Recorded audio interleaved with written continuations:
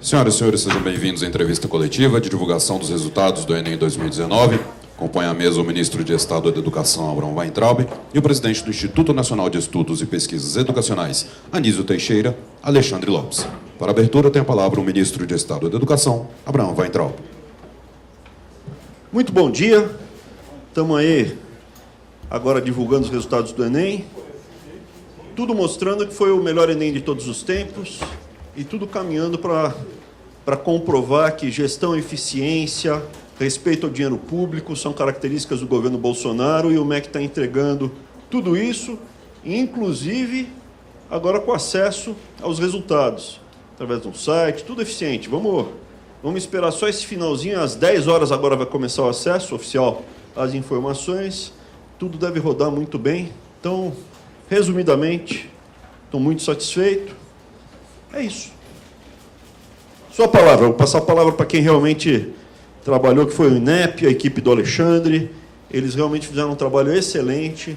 Eu queria parabenizar todo mundo que está envolvido nisso. Evidentemente, eu sou apenas a pessoa que está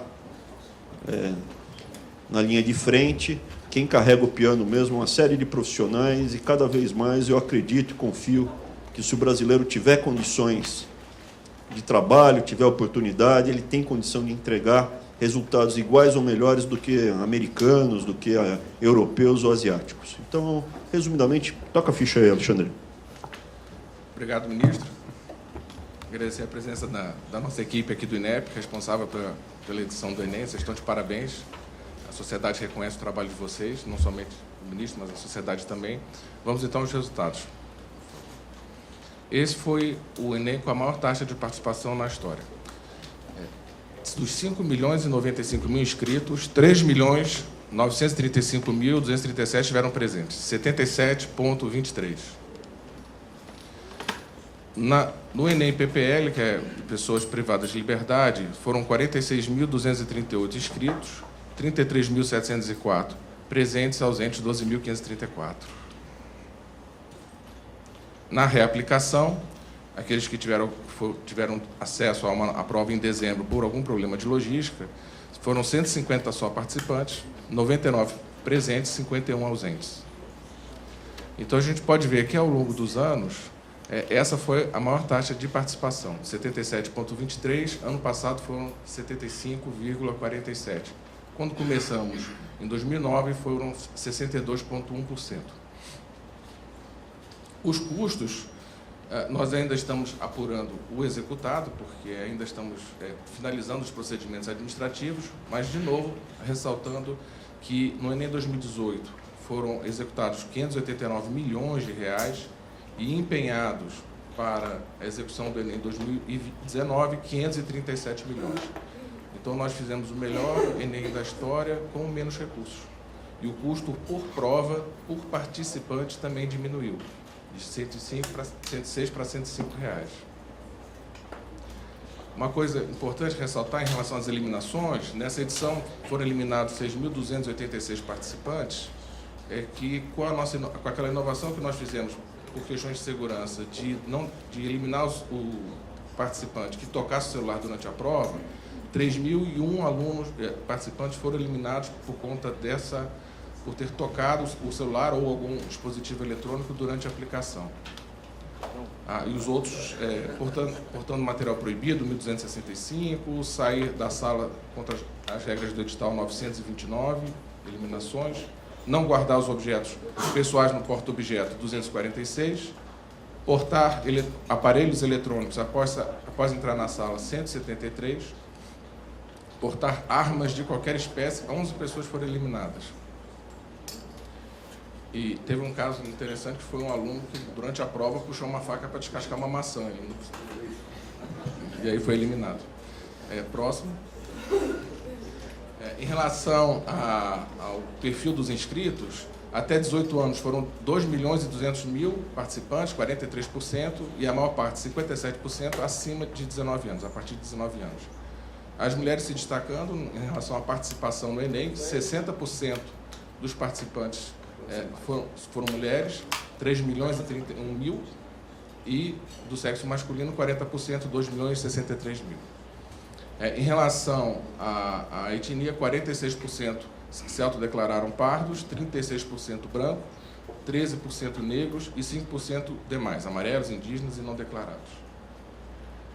Nessa edição, dos 3.900.000 inscritos, participantes que fizeram a prova, 29% eram concluintes do ensino médio, 1.465.000, 59% eram egressos do ensino médio, ou seja, já tinham o ensino médio, e treineiros foram 12%, 616.000.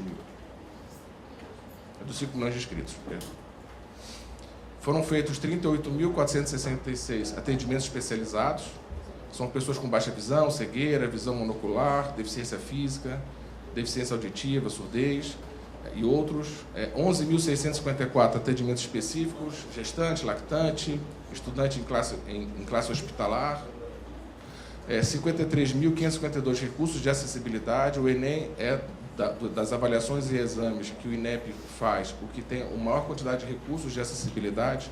Então, nós fazemos videoprova em Libras, disponibilizamos tradutor ou intérprete de Libras, sala de fácil acesso para aquelas pessoas que têm dificuldade de locomoção, prova ampliada, prova em braille, auxílio para transcrição e leitura, aparelho auditivo ou implante coclear. E, na edição desse ano, 394 participantes tiveram tratamento pelo nome social também. Em relação à redação, 53 participantes, na edição 2019, tiraram a nota máxima.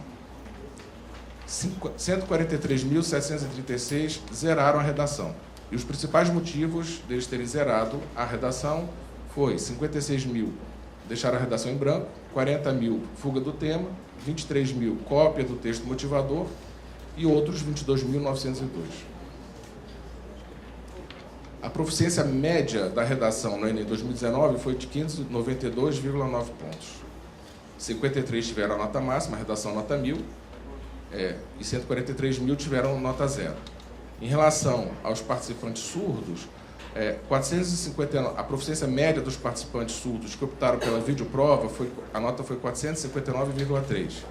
E os que optaram por intérprete em Libras, a nota foi 473,3. Aqui a gente observa que com a disponibilização desses recursos, seja a videoprova em Libras, seja o intérprete, ao longo do tempo, a nota dos participantes surdos tem aumentado. Então, a gente proporcionar ao participante esses recursos tem feito com que eles tenham, ao longo do tempo, um desempenho melhor. Linguagens, códigos e suas tecnologias. A proficiência média foi de 520,9. A nota máxima, 801,7. E a proficiência mínima, 322. De novo, os participantes surdos que optaram pela videoprova, a proficiência média foi de 421,6. E dos que optaram por intérprete em Libras, 409,9. 5.657 foram as provas em branco, foram entregues em branco, de linguagem, códigos e suas tecnologias. Matemática e suas tecnologias. Proficiência média, 523,1. Proficiência máxima, 985,5 pontos. Proficiência mínima, 359. Surdos que optaram pela videoprova em Libras, proficiência média de 431,3. Intérprete de Libras, 436,6. Ciências humanas e suas tecnologias.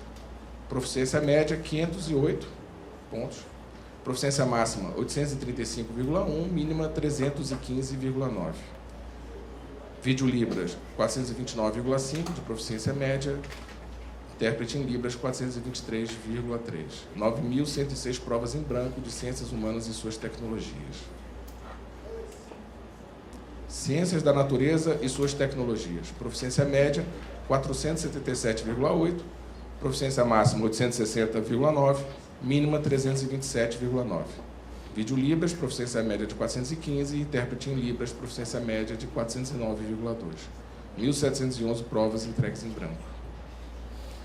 E, para encerrar, lembrando a vocês que em 2020 nós vamos implementar o Enem Digital, começa a implementação do Enem Digital.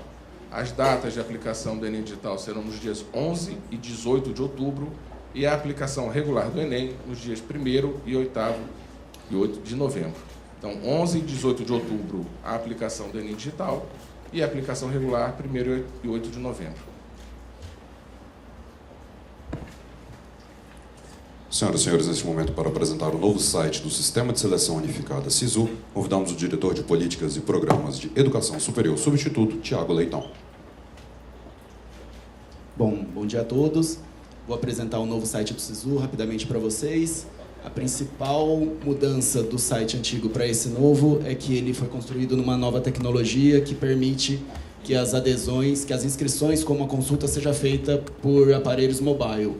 Então, ele foi desenvolvido para que qualquer consulta dentro do portal, quanto a inscrição possa ser feita em qualquer lugar do país, por qualquer estudante, por seu celular ou por seu tablet.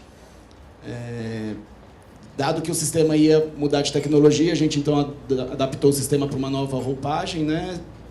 Para um visual mais dedicado ao público que ele se destina. Então, pelo sistema, a gente pode consultar esse portal que já está no ar, a gente pode consultar as vagas que estão disponibilizadas por curso,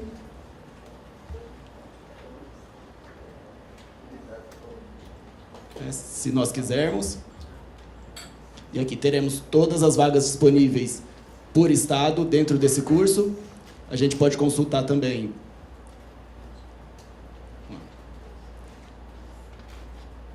por município.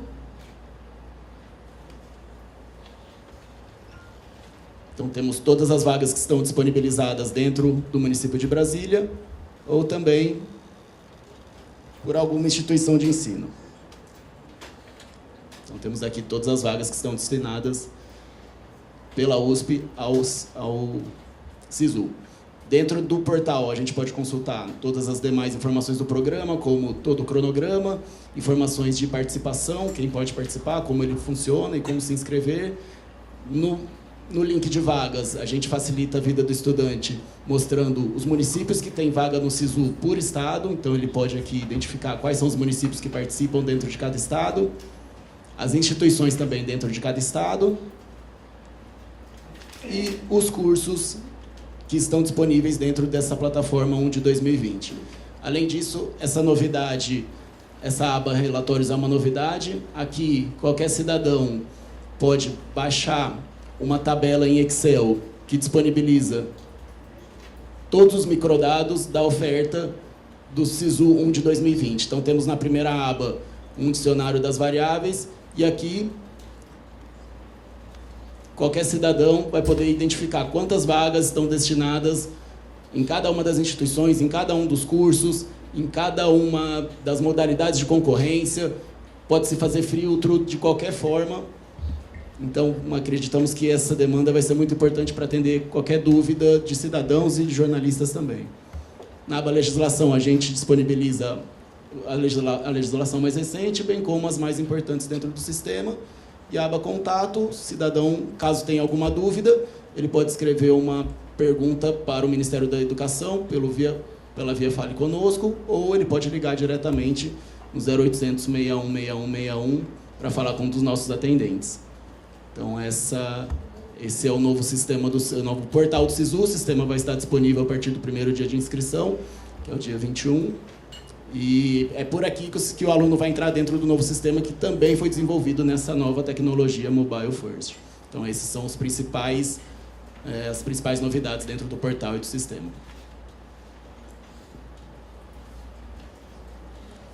Assistiremos agora o vídeo da campanha publicitária de lançamento do SISU, ProUni e FIES. Você viu que a gente já pode usar a nota? Beleza, Carlos? Você viu que a gente já pode usar a nota do Enem para entrar na faculdade? Isso, Júlia! E a gente tem 3 chances diferentes de conseguir uma vaga. Primeiro tem o SISU. SISU, uma plataforma digital onde a gente concorre a vagas em instituições públicas. Acesse o site, escolhe os cursos de interesse e aguarda o resultado. E tem o ProUni. São bolsas de estudo para cursos em faculdades particulares. E é do mesmo jeito. Você escolhe os cursos de interesse pelo site e aguarda o resultado. E tem o FIES também. É um financiamento para curso superior. Você começa a estudar agora e paga só depois. Basta se inscrever pelo site. Isso, Amanda. São 3 chances para conseguir uma vaga na universidade. Acesse o site do MEC que tem tudo explicadinho lá.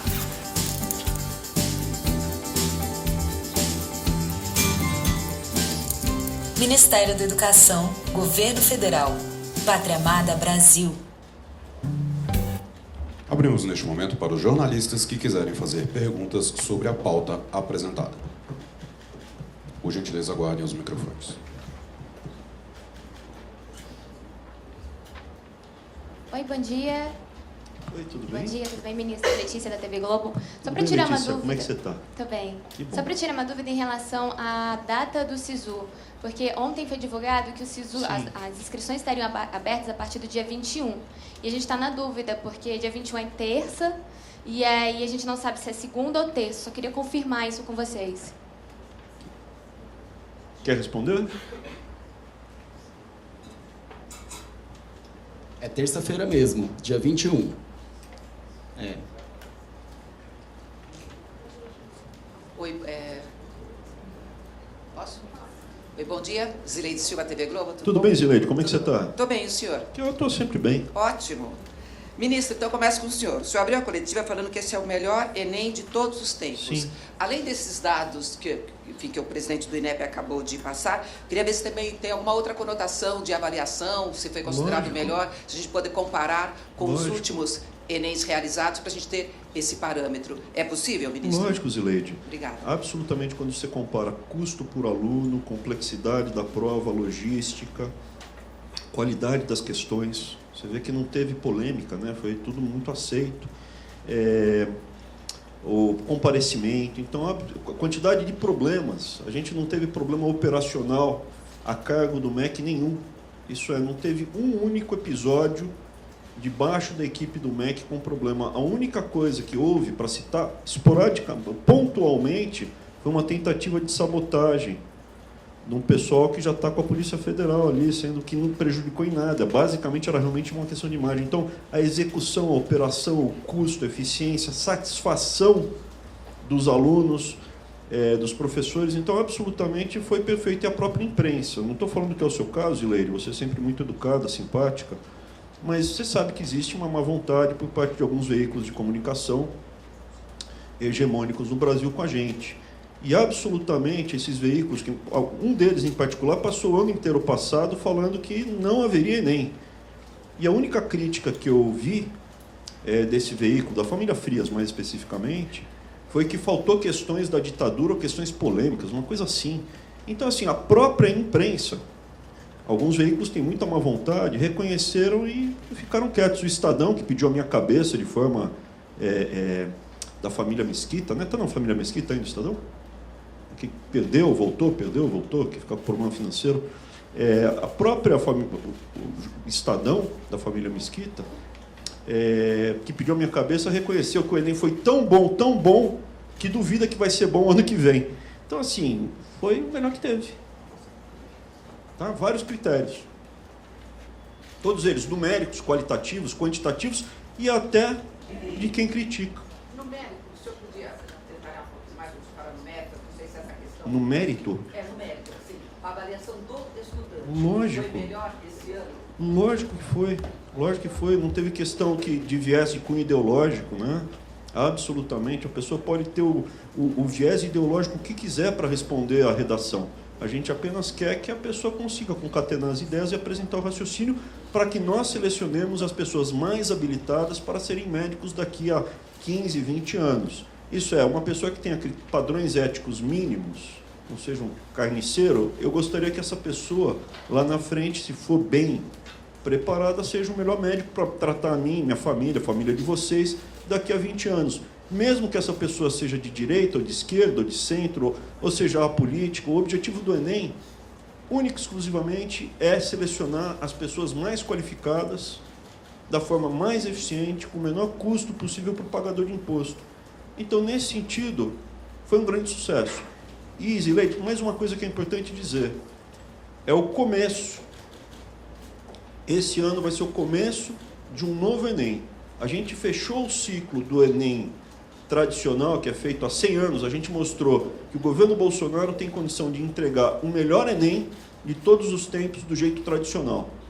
A nossa operação foi exatamente igual à que era feita quando tinha a gráfica plural da família Frias, exatamente igual como era feito na época aí do PT, que tinha 1 milhão de vazamentos, problemas, escândalos, exatamente igual às questões polêmicas sobre dialetos de não sei o quê, coisa feia. Nós entregamos o melhor Enem analógico de todos os tempos. Temos capacidade de gestão. Agora a gente vai fazer uma coisa que deveria ter sido feita há 10, 15 anos, que é fazer o Enem digital. Esse ano, o Alexandre tem um problema.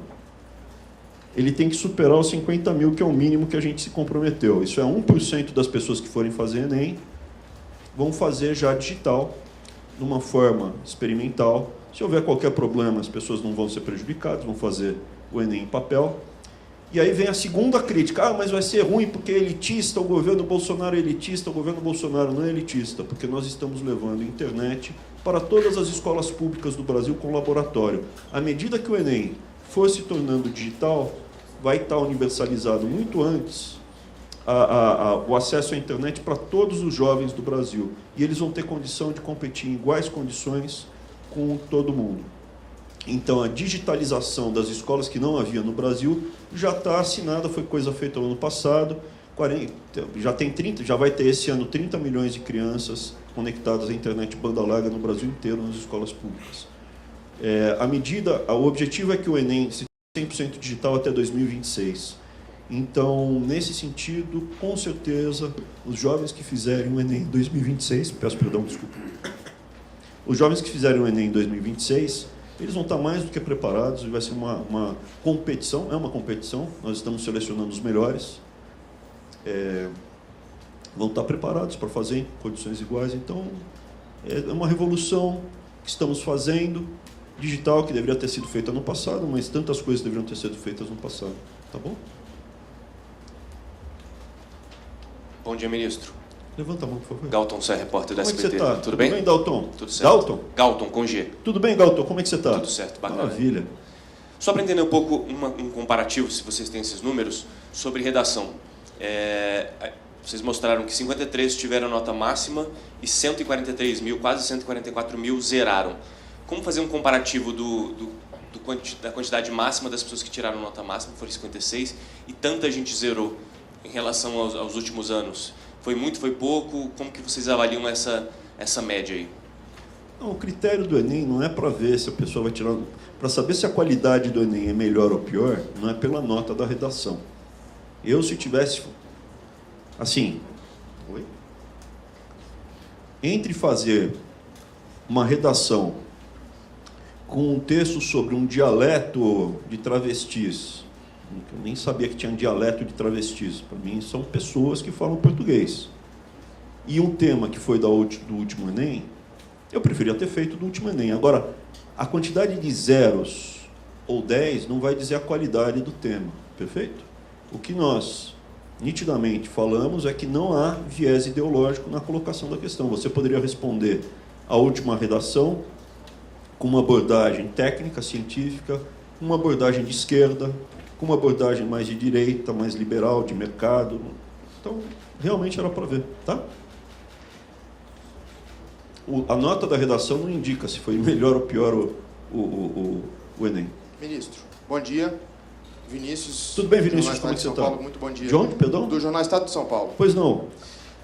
No Enem 2019, houve aquela comissão que analisou as questões do banco de questões, e aí foram selecionadas lá 66, que nelas haveria ali alguma controvérsia e tudo mais.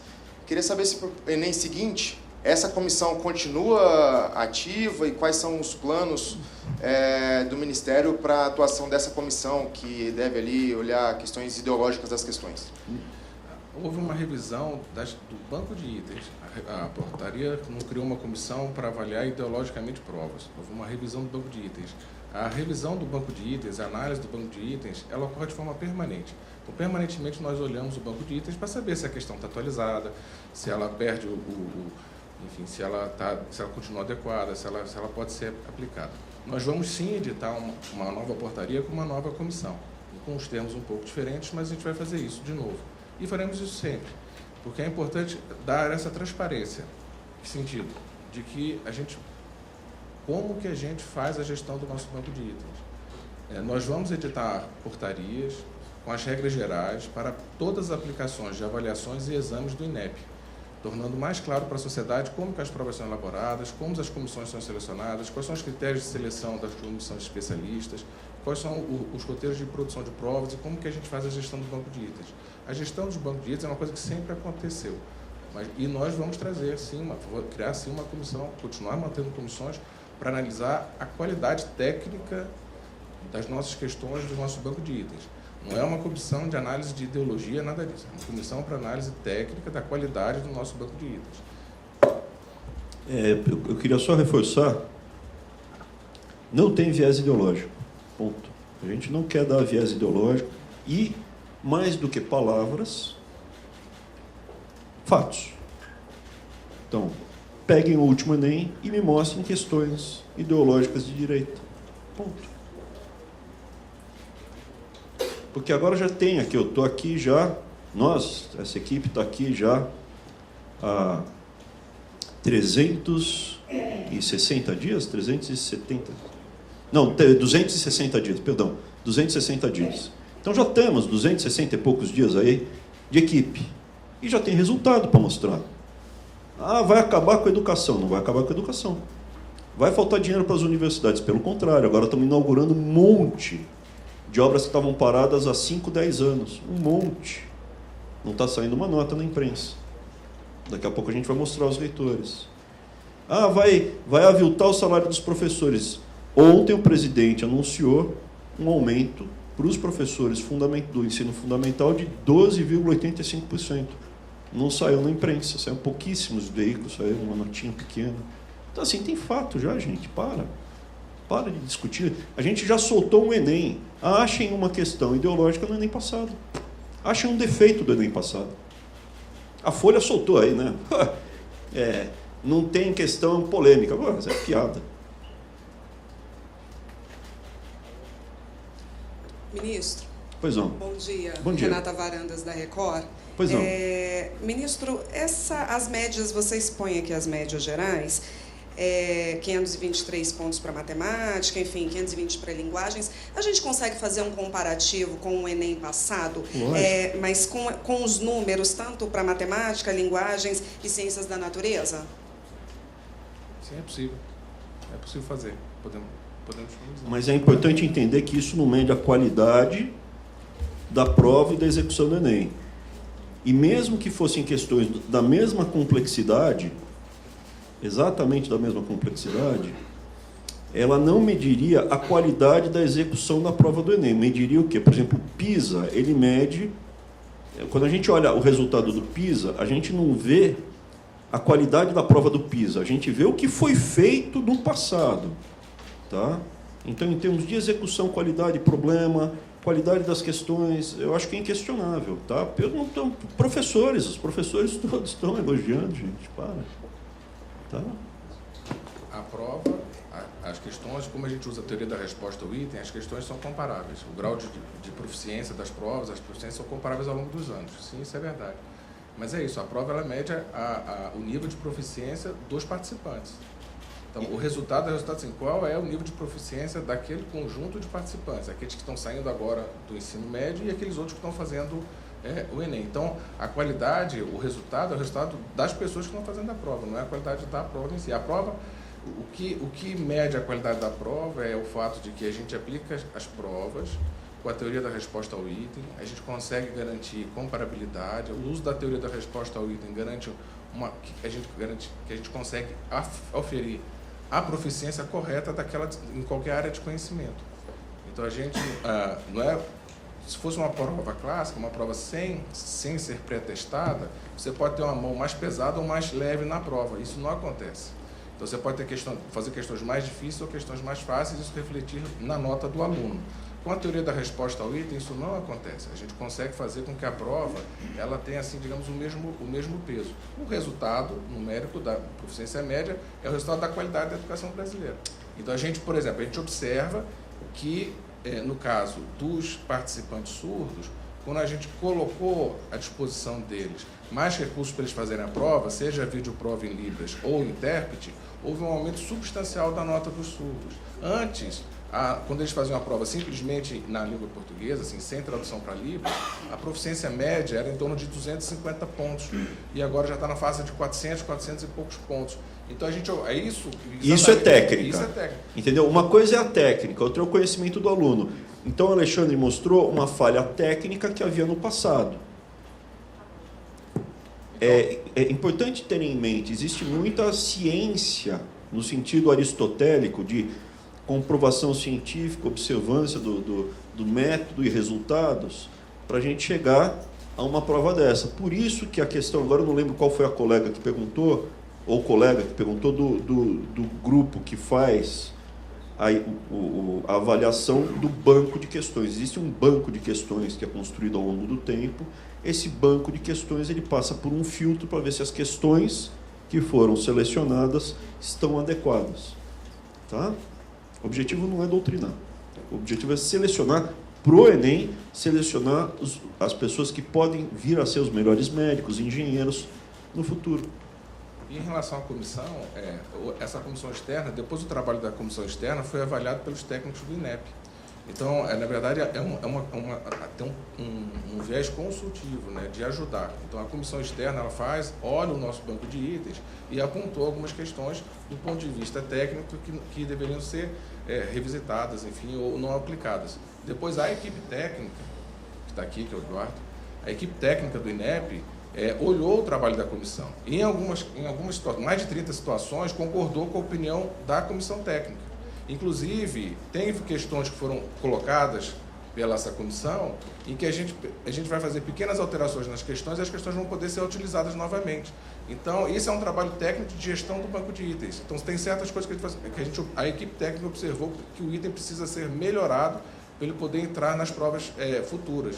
Então, não é uma exclusão dos itens. A gente olha os itens, recebe assim como a gente faz avaliações externas da educação, a comissão externa também ajuda a gente, é uma opinião externa sobre a nossa qualidade de itens. Isso vai no sentido de aprimorar a qualidade das questões que nós colocamos no Enem. Bom dia, Paulo Saldanha da Folha. Ministro, o senhor comentou que não caiu ditadura no Enem e relacionou isso a questões polêmicas. Queria saber se o senhor entende que a ditadura é uma questão polêmica ou que não deve cair no Enem. Tem outras duas perguntas.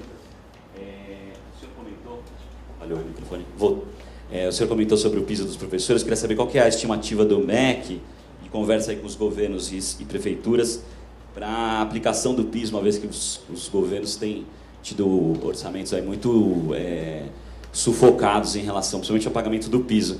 E aí, uma última pergunta, 7 ministérios receberam dinheiro do Fundo da Lava Jato e só o MEC não empenhou nada no ano passado. Eu queria saber por quê. Posso começar pela última? Então, do mesmo jeito que você escreveu que não ia ter Enem o ano passado, você soltou uma matéria hoje falando que o dinheiro, esse 1 bilhão, vai ser perdido, a gente não utilizou.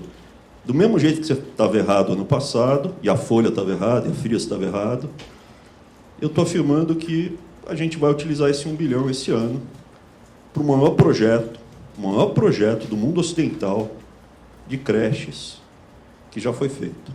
Esse ano a gente vai lançar o maior projeto de colocar crianças pobres em creche.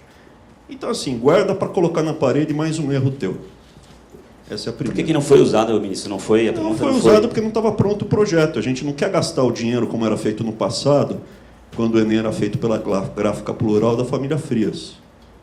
Entendeu? A gente quer gastar o dinheiro do pagador de imposto bem, com respeito. É um dinheiro suado, fruto de trabalho da imensa maioria da população, que não tem as benesses do BNDES, isenções tributárias e relações privilegiadas. A população sofre para pagar imposto.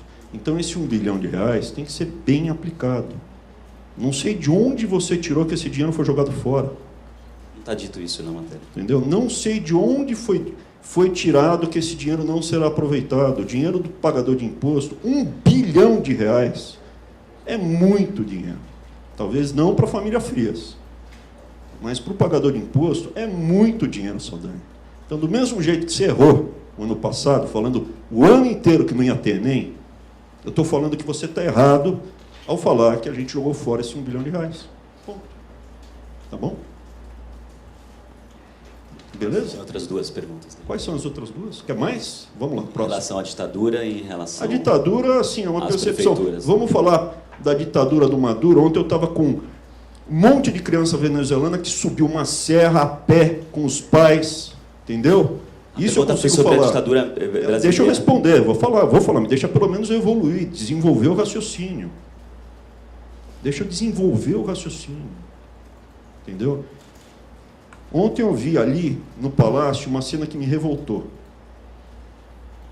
Devia ter umas 80 crianças que subiram a serra para chegar a Roraima a pé, com os pais, uma situação terrível. Alguns pais ficaram, famílias divididas, uma ditadura fascínora da Venezuela. Você pega Cuba, você vai aos Estados Unidos, né? Porque dado que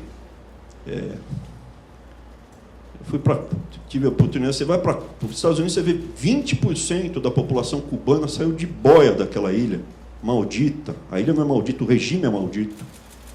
Então, assim, para mim, ditadura é isso, uma situação muito pesada. Como aqui no Brasil existe ainda uma coisa não pacificada de como foi o período do regime militar, e o objetivo do Enem não é polemizar, e sim selecionar as melhores cabeças, nós, nem eu, não fui eu nem o banco de examinador resolveu não colocar. Não é para ter questão polêmica, não é para selecionar os futuros jornalistas da família Frias. O objetivo aqui, objetivamente, muito claramente, é devolver para o pagador de imposto o dinheiro. Qual a última questão que você fez? Então foi uma decisão do MEC e do INEP não colocar a questão pelo Não que o foi senhor uma falou. decisão, eu não participei da decisão, já falei isso. Eu não vi aqui a prova antes, para de inventar isso. Pô. Não houve nenhum tipo de orientação com relação a temas que deveriam entrar ou sair da prova. Essa época ficou no passado. Não existe. Isso daqui, nós temos respeito pela sociedade. Teve orientação da redação para você escrever as suas matérias? Não houve, não há e não haverá nenhum tipo de orientação do que deve entrar ou sair da prova de qualquer exame ou avaliação do INEP. Além do Enem, estamos recebendo muitos elogios das instituições de ensino superior em relação à qualidade da prova do ENAD do ano passado. Então, a prova do ENAD do ano passado tem sido muito elogiada pelas instituições de ensino superior, a qualidade da prova do ENAD. De novo, sem nenhuma polêmica como ocorreu nas edições anteriores. Então, a orientação é fazer a prova com a melhor técnica possível. Não houve e não haverá orientação do que deve entrar ou sair da prova, de qualquer prova, seja Enem, ENAD, SAEB, isso não existe no INEP. O que existe é um trabalho técnico para a gente garantir que a prova seja a melhor prova possível e que a gente consiga exatamente cobrar, aferir a proficiência do aluno em relação às matrizes de provas que foram definidas. E, em relação a isso, qualquer tipo de questão pode entrar, desde que esteja bem claro o que está se querendo cobrir da matéria. A questão não é o tema que entra ou proíbe. Tudo pode entrar. Qualquer assunto pode entrar na prova, desde que seja um item bem feito que cobre a matriz de prova. É isso. Eu não vi a prova antes, o Alexandre também não viu. Simplesmente, se houver questões erradas, os responsáveis vão arcar pela decisão errada. Ok? A questão dos professores. Saiu 12,8%, 2,85% de aumento no salário dos professores do ensino básico, fundamental, que é a prioridade, nós estamos falando, é fato concreto, passa a valer a partir de agora. É um dos maiores aumentos de todos os tempos em termos reais, porque no passado, na época do PT, até teve aumento, mas a inflação estava quase do mesmo tamanho. Então, um aumento significativo para o professor do ensino fundamental básico, e está anunciado já. O dinheiro do Fundeb está linkado e o presidente não vetou. Ponto. O presidente chancelou. Teve pressão para vetar? Teve sim. Teve governadora, teve gente que ligou e botou pressão. Gente, inclusive, que muitos professores ficariam surpresos. Eu fiquei impressionado com a hipocrisia. Muita gente que os professores ficariam surpresos tentaram impedir esse aumento para os professores de ensino fundamental, para o ensino básico, que são os heróis da educação do ensino do Brasil, quem segura a canetinha e foi deixado para trás. E mais coisa vem, a gente vai resgatar. De novo, respondendo objetivamente, começa a aparecer dados concretos, aumento de 12,85% para os professores de ensino fundamental e básico. O Enem já tem fatos concretos. 5 universidades instaladas, fato concreto. Um monte de prédios e instalações que estavam parados sendo inaugurados agora no primeiro trimestre. Um monte. Painéis fotovoltaicos instalados no Brasil inteiro para reduzir a conta de luz e dar mais recursos para os institutos, para as universidades. Então, assim, fato concreto, tá bom? Próximo. Abriremos para a última pergunta. Não tem? Aqui, ministro. Pois não. A gente responde as duas, pode ser mais duas, não tem problema. Foi ao mesmo tempo as duas, assim, se fosse numa disputa de bang-bang, as duas caíam duras, assim, as duas iam se atirar ao mesmo tempo. É mesmo? Bom dia, ministro. Bom dia. Bom dia, presidente Alexandre Lopes. Eu queria que vocês falassem Seu nome qual é, perdão? Ah, sim, desculpa. Isabel, Rádio Bandeirantes e Band News FM. Tudo bem, Isabel? Como é que você está? Tudo jóia, ministro, o senhor? Eu estou sempre muito bem. Eu queria que vocês falassem um pouco mais dessa novidade do Enem Digital. Isso já vem sendo falado há um tempo pelo MEC, né? O material diz que vão ser 50 mil participantes. Como é que vai se dar essa seleção desse universo de 50 mil e o que dá para a gente dizer dessa novidade, já projetando aí para outubro? Em relação aos 50 mil, nós já, desde o ano passado estamos fazendo o levantamento da infraestrutura no país onde serão aplicadas essas provas. Nós já estamos já enviamos esse ano correspondência para algumas escolas públicas solicitando que eles cedam seus espaços para a aplicação do Enem Digital. Então a gente está fazendo um levantamento de campo da infraestrutura nessas cidades para a aplicação dos 50 mil e mais 50 mil, como a gente está pedindo. E você vai me entregar mais 50 mil? Entrega. Então já pode mexer aí, furo para você, mas só para ela. 100 mil, pode pôr aí no papel. Acabamos disso. É que eu não gosto de parafrasear o passado, mas essa não vai dar. A gente sabe qual era a meta e estamos agora dobrando a meta. Tá? Mas a gente sabe qual era a meta. De 50 para 100 mil. Ele acabou de fechar comigo. E, mas fica tranquilo, eu não cobro não, né? Nas reuniões com a equipe, eu não cobro resultado não, né? Pode anotar, é 100 mil para esse ano. A gente tem que entregar. Tem feito um ótimo trabalho, a equipe está de parabéns mesmo. Então, desde então, a gente tem trabalhado, fazemos regularmente reuniões de pontos de controle com relação ao digital, nós já definimos qual vai ser a tecnologia, não vamos divulgar agora, mas já temos a tecnologia definida de qual vai ser a aplicação. Nós já estamos agora formalizando os processos básicos para a contratação, para fazer as contratações necessárias para a execução do Enem tradicional e do Enem digital. Então, toda a parte de elaboração de infraestrutura está dentro do cronograma, está sendo feito com base em reuniões regulares entre todas as equipes envolvidas, a área pedagógica, a área de logística, a área de tecnologia da informação, todos conversando juntos ao tempo, para poder justamente a gente conseguir entregar. Então, já definimos a tecnologia, já estamos selecionando os locais de prova, nós já fizemos no passado pré-testes de itens da questão do Enem Digital, então nós já pré-testamos questões para o Enem Digital, além do nosso pré-testamos também questões para o nosso Enem tradicional. Então a gente já tem um banco de itens para a aplicação digital, nosso banco de itens está robustecido, nós já temos então, os locais de prova e com relação a como vão ser selecionados, ele é opcional para o aluno, né? Então o aluno ele opta ao fazer a inscrição e vai optar por fazer o Enem tradicional ou o Enem digital. A orientação que nós temos do nosso jurídico é que seja por ordem de inscrição. Então, o aluno ele pode se inscrever, vão ter, são 15 capitais, então o aluno poderá, porque o aluno se quiser pode fazer o digital também em outra cidade, ele não precisa fazer necessariamente na cidade onde ele vive, ele pode querer fazer em outra cidade. Então, ele vai selecionar, o candidato vai selecionar a cidade e vai pedir a inscrição. Se tiver a vaga, ele prossegue na inscrição digital. Se já tiverem esgotadas aquelas vagas do Enem digital, ele vai ser então redirecionado para a inscrição eletrônica para a inscrição no Enem tradicional. Então, a gente está fazendo as adaptações do sistema, porque então o aluno entra e vai optar, quer o Enem digital ou o Enem tradicional. O Enem digital, então, segue uma rotina específica para a sua inscrição. Se já não tiver mais vagas na cidade, ou na cidade onde participante quiser fazer, ele vai ser redirecionado a um módulo de inscrição tradicional. Então, vai ser assim. A gente, em breve, nós soltaremos os editais com todos os esclarecimentos em relação às aplicações.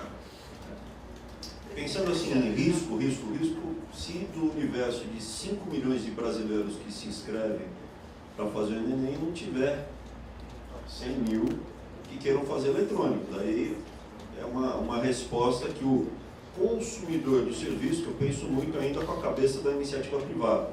O meu consumidor, o meu cliente, não quer o serviço que a gente está ofertando. Então isso é como os americanos falariam, né? Um leap of faith. Estamos indo numa crença que existe a demanda, as pessoas vão gostar muito de fazer o Enem digital, que eu acho que é muito mais eficiente para você. No futuro, quando a gente terminar a transição, você vai marcar o seu dia, o horário que você vai fazer, você se dirige para lá, sem susto. No futuro, a pessoa tem um problema, bateu o carro, o ônibus atrasou, teve um piriri, remarca, não perde o ano. Então, assim, eu acredito que todo mundo vai querer fazer o Enem digital, quase todo mundo vai querer fazer o Enem digital. Se vocês quiserem fazer a pergunta, né, que prova que você fez, que estudo de campo que você fez, isso a gente não fez. Tá? Não existe um estudo de campo, foi feito numa crença, um leap of faith. Presidente Alexandre, posso? Está tendo estudo, a Alexandre falou que fez um estudo, então, pronto, eu estou errado. Furo, ministro da Educação erra, pronto. Foi feito isso. Tá bom. Presidente Alexandre? A média geral, quando comparada com o Enem do ano passado, diminuiu. O G1 acaba de fazer esse levantamento. Pelo que o senhor disse, o TRI, o TRI, não permite a comparação? É isso? Não tem como fazer isso? É o contrário. Então, por favor, esclareça. Justamente o contrário. Justamente pela teoria da resposta ao item, ela permite essa comparabilidade. Tá? Só que, veja, a comparabilidade ela existe, isso permite. Você permite comparar ao longo do tempo, não somente ao longo do tempo, mas em relação às edições também. Porque, veja, a gente faz o Enem ele é aplicado em 2 momentos. Ele tem a aplicação regular e tem a aplicação para as pessoas privadas de liberdade e para aqueles, que é uma reaplicação, para aqueles que, por algum motivo, não conseguiram fazer a prova no primeiro dia por problemas de logística, então são redirecionados à reaplicação. Vou dar um exemplo. Falta luz na escola. Isso acontece. No Enseja, por exemplo, teve um caso em que um carro bateu no poste e cortou a luz da escola onde estava sendo feito o Enseja. Conseguiram religar a tempo a energia elétrica e a prova continuou. Mas digamos que falte a luz, o aluno não consegue, ficou escuro, ele não consegue terminar a prova. Ele foi prejudicado não por uma razão dele, mas por uma questão de logística. Então esse é um exemplo em que a gente reencaminha esse participante para a reaplicação. Então são 2 provas com questões diferentes. Então, todo ano nós fazemos 2 provas com questões diferentes. Pelo fato de utilizarmos a teoria da resposta ao item, a gente consegue assegurar que as duas provas elas têm, vamos chamar assim, o mesmo nível de dificuldade, que é isso que vocês estão, parece que vocês estão querendo avaliar o nível de dificuldade da prova. A teoria da resposta ao item garante que as provas elas são comparáveis. E são comparáveis não somente então na mesma edição, como em relação a todo o histórico de provas. Então as provas elas são comparáveis sim. Agora, o resultado da prova está me dizendo, ela avalia o quê? Uma sociedade, um público-alvo, uma população-alvo, que é o conjunto de estudantes que fizeram a prova naquela participação. Então, o que a gente pode dizer é como é que os alunos estão melhorando, ou piorando, ou tendo um resultado melhor ou pior ao longo dos anos. Não é que a prova é melhor ou pior. Na verdade, a gente garante a comparabilidade. Tem aquela questão, quando eu fiz, por exemplo, faculdade, mesma matéria, dá professores diferentes, tem aquele professor que tem a mão mais pesada e normalmente reprova mais, tem um índice de reprovação maior, etc. Por quê? Porque esses professores não usam a resposta ao item, as provas não são comparáveis. Então, quando você coloca 2 professores, cada um faz uma prova, o resultado numérico entre eles não é comparável.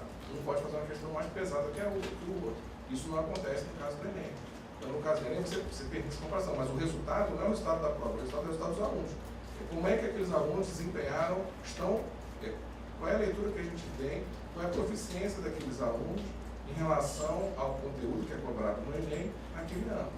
Então, isso volta, na verdade, isso é uma orientação, isso serve para as escolas do ensino médio, públicas e privadas, perceberem como é que está a educação. A gente não está o dado individualizado, Mas a gente disponibiliza os dados anonimizados, então pesquisadores depois podem pegar o conjunto de notas anonimizadas, ou seja, eu não vou dizer qual foi a nota brasileira, vou dizer que vai ficar ali todas as notas. Os microdados são fornecidos.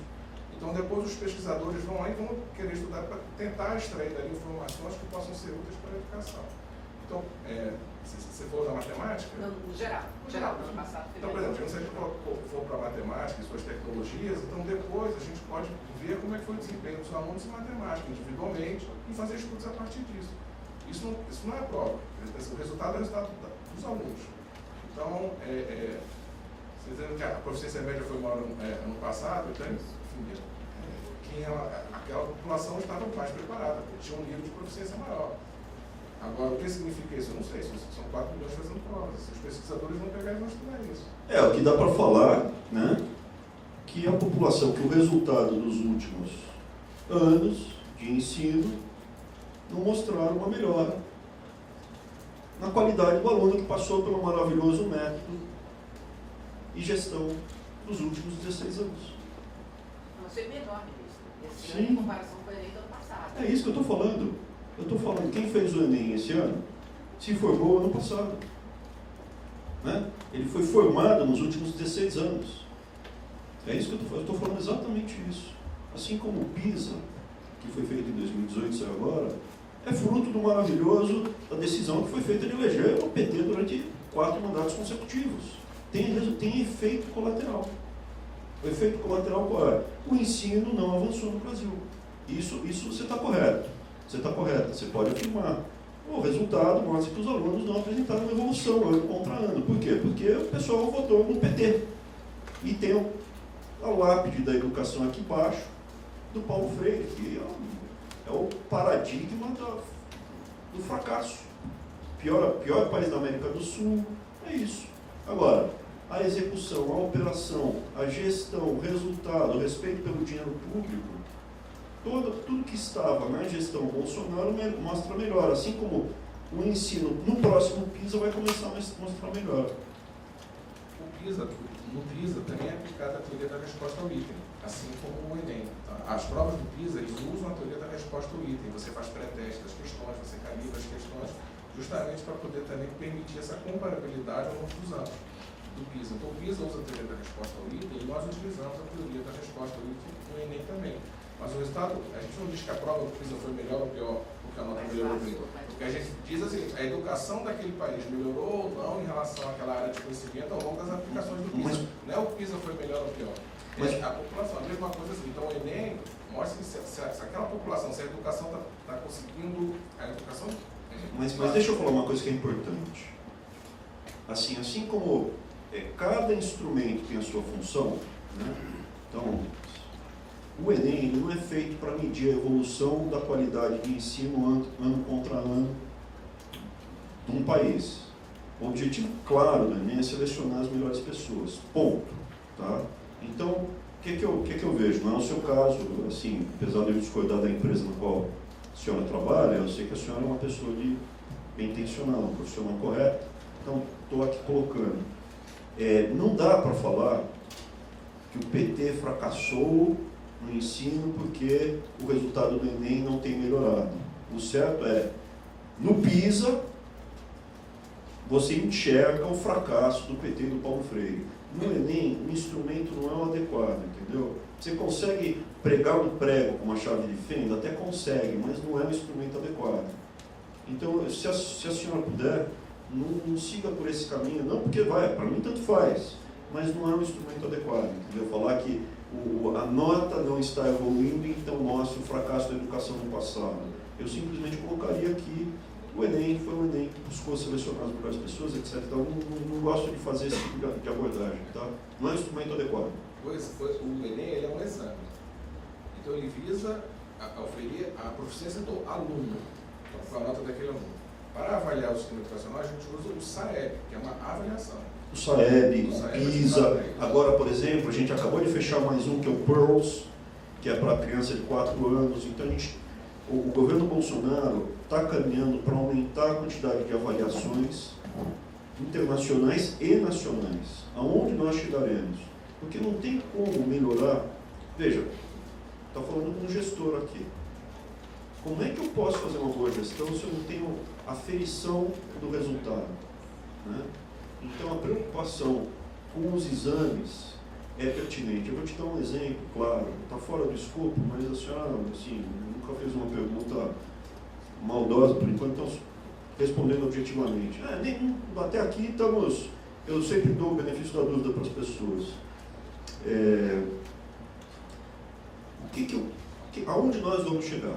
Nós vamos chegar, eu não sei em quantos anos, porque é um custo mais alto. Estamos colocando agora internet, computador. Os computadores do MEC são de que ano, Daniel? Os computadores do MEC têm 12 anos. 12 anos. Os sistemas, maravilha. Para onde foi todo o dinheiro? Bom, daí tem que perguntar para o ministro Sérgio Moro. 12 anos. Então, assim, nós vamos transformar numa instituição conectada, internet, eletrônica. E aonde vamos chegar?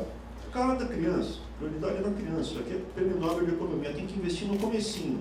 Cada criança terá que ser avaliada 2 vezes por ano, individualmente. Em algum momento o Brasil tem que fazer isso. Por quê? Porque cada criança a gente tem que saber se ela individualmente está tendo um problema, ou se a classe inteira está indo mal, o professor precisa ser recapacitado ou substituído. É para lá que caminha. Se eu não tenho exames de qualidade, como foi a execução do Enem, isso que é o principal. Não só o Enem, todos os exames menos famosos que aconteceram esse ano, no INEP, fruto do trabalho do Alexandre e de toda a equipe do INEP.